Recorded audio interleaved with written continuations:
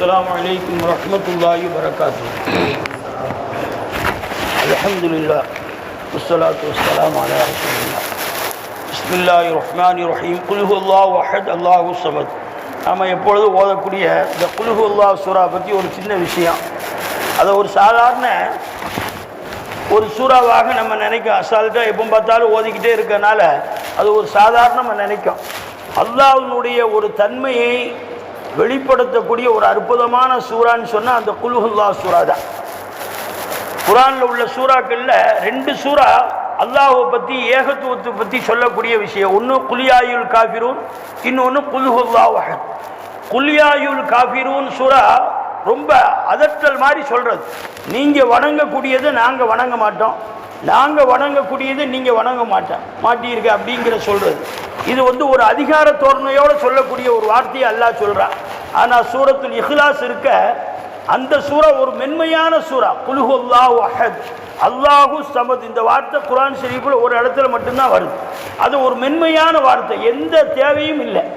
அப்படிங்கிறத அல்லாஹ்வுடைய சிஃபாத்துகளை தெளிவாக சொல்லக்கூடிய ஒரு சூறா இந்த குல் ஹு அல்லாஹ் சூறா. இதுக்கு 20 விதமான பேர்களை இமாம் ஃபக்ருதீன் ராஸி ரஹ்மத்துல்லாஹி தஆலா அந்த சூறாவுக்கு மட்டும் நிறைய பேர்களை எழுதுறாங்க.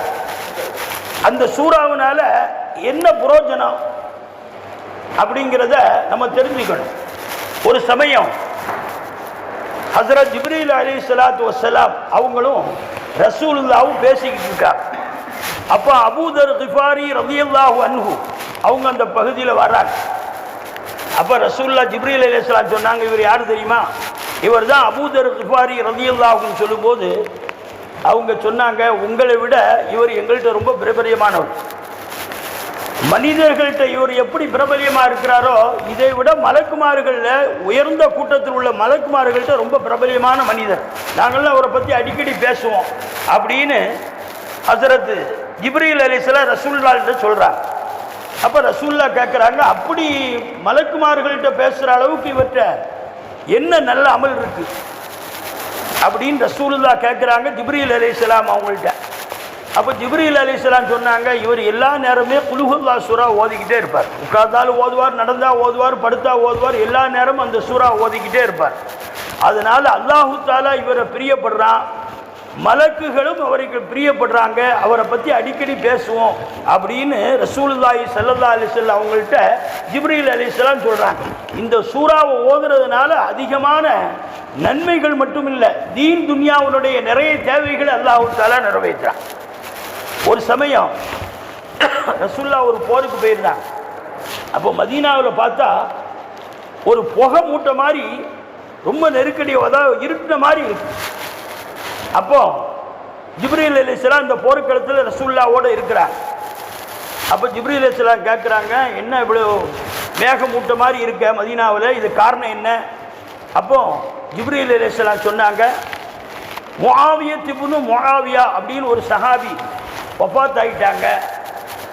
அவங்களுடைய ஜனாசாவில் கலந்து கொள்வதற்காக மலக்குமார்கள்லாம் கூட்டம் கூட்டமாக வந்திருக்கிறாங்கன்னு சொல்கிறாங்க. அப்போ ரசூலுல்லாஹ்க்கு ஆச்சரியம், மலக்குமார்கள் வர்ற அளவுக்கு அவர்கிட்ட என்ன அமல் இருக்குது அப்படின்னு கேட்கும்போது அவர் எந்த தொழுகை தொழுதாலும் குல் ஹு அல்லாஹ் சூறா ஓதாமல் தொழ மாட்டாங்க. எப்போ ஓதினாலும் எந்த தொழுகையாக இருந்தாலும் குல் ஹு அல்லாஹ் சூறா ஒரு ரக்காயத்தில் ஓதிடுவாங்க. இதுதான் அவருடைய அமல் அப்படின்னு சொன்ன உடனே இந்த அமலுக்காக அவரை கண்ணியப்படுத்த வேண்டும், அவருக்கு துஆ செய்ய வேண்டும் என்பதற்காக அல்லாஹ் தஆலா மலக்குமார்களை கூட்டம் கூட்டமாக அனுப்பியிருக்கான் அப்படின்னு ஹஸரத் ஜிப்ரீல் அலைஹிஸ்ஸலாம் அவங்க சொன்ன விஷயத்தை நம்ம ஹதீஸில் பார்க்கோம். அப்போ இந்த சின்ன சூறாக்கு அதிகமான நன்மைகளையும் பவரையும் அல்லாஹ் தஆலா வச்சுருக்கான்.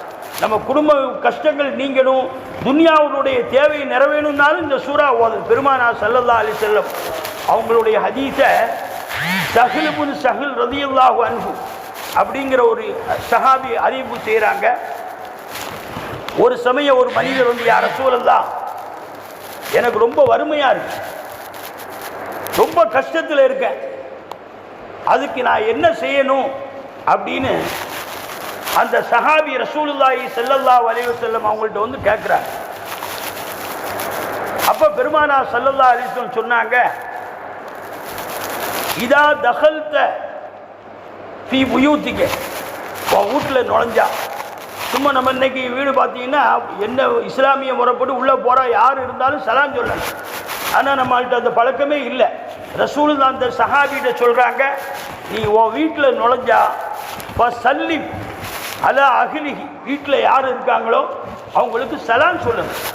அஸ்ஸலாமு அலைக்கும் அப்படின்னு வீட்டில் யார் இருந்தாலும் சலாம் சொல்லிட்டு தான் போகணும். சலாம் சொல்லுங்க. அதற்கு பிறகு ஒரு முறை குல் ஹுவல்லாஹு அஹத் சூராவை நீங்கள் ஓதி வாருங்கள் என்பதாக பெருமானார் ஸல்லல்லாஹு அலைஹி வஸல்லம் அந்த சஹாபிக்கு சொல்லி அனுப்புகிறாங்க. சஹல் இப்னு சஹல் ரலியல்லாஹு தஆலா இந்த ஹதீஸை அறிவிப்பு செய்யக்கூடியவங்க சொல்கிறாங்க, பின்னால் நான் அவரை பார்க்கும்போது ரசூலுல்லாஹ்ட்ட வறுமையை யார் முறையிட்டாரோ அந்த சஹாபியை பார்க்கும்போது பிறருக்கு அள்ளி அள்ளி தானம் கொடுக்கக்கூடிய அளவுக்கு செல்வந்தராக அல்லாஹு தஆலா அவரை ஆக்கிவிட்டான் என்பதாக அந்த ஹதீஸை அறிவிக்கக்கூடிய சஹல் இப்னு சஹல் ரலியல்லாஹு தஆலா அன்ஹு சொல்லக்கூடிய ஹதீஸை நம்ம பார்க்கோம். ரசூலுல்லாஹ்வுடைய சின்ன அமல், இந்த உம்மத்துக்கு எந்தெந்த விஷயம் புரோஜனம் அளிக்குமோ எல்லா விஷயத்தையும் ரசூலுல்லாஹி ஸல்லல்லாஹு அலைஹி வஸல்லம் நமக்கு சொல்லி தந்திருக்காங்க. அப்படி சின்ன அமல் மூலமாக எல்லா நலவுகளையும் அடையக்கூடிய பாக்கியத்தை அல்லாஹு தஆலா நம் எல்லோருக்கும் தந்தருள் புரிவானாக. ரசூலுல்லாஹி ஸல்லல்லாஹு அலைஹி வஸல்லம் எல்லா செயல்களையும் சின்ன செயலாக இருந்தாலும் அதை நாம் செய்யக்கூடிய நன்மக்களாக அல்லாஹு தஆலா இந்த ரமலானுடைய பரக்கத்தினால் ஆக்கி அருள் புரிவானாக. வாஹிர் தஅவானா அல்ஹம்துலில்லாஹி ரப்பில் ஆலமீன். அஸ்ஸலாமு அலைக்கும்.